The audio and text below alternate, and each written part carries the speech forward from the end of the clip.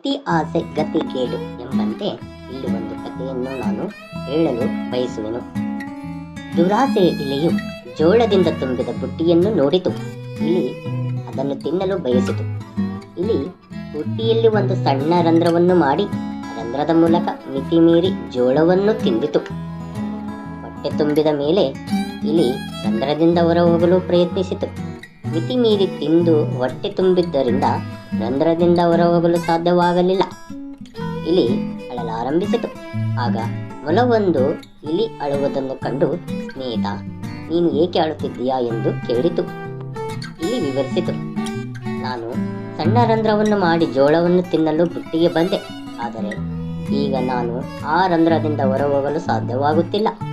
ಮೊಲ ಹೇಳಿತು, ನೀನು ಅತಿಯಾಗಿ ತಿಂದಿದ್ದರಿಂದಲೇ ಹೀಗಾಗಿದೆ.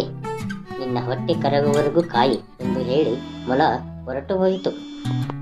ಇಲಿ ಬುಟ್ಟಿಯಲ್ಲಿ ನಿದ್ರಿಸಿತು. ಮರುದಿನ ಬೆಳಗ್ಗೆ ಇಲಿಯ ಹೊಟ್ಟೆ ಕರಗಿತು. ಆದರೆ ಇಲಿ ಇನ್ನು ಸ್ವಲ್ಪ ಜೋಳವನ್ನು ತಿನ್ನಲು ಬಯಸಿ ಬುಟ್ಟಿಯಿಂದ ಹೊರಬರುವುದನ್ನು ಮರೆತು ಬಿಟ್ಟಿತು.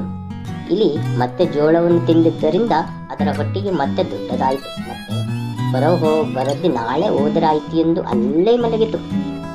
ಬುಟ್ಟಿಯಲ್ಲಿ ಇಲಿಯ ವಾಸನೆ ಹಿಡಿದ ಬೆಕ್ಕು ಇಲಿಯನ್ನು ತಿಂದು ಮುಗಿಸಿ ಅದಕ್ಕೆ ಹೇಳಿತು, ಅತಿ ಆಸೆ ಗತಿ ಹೇಳು.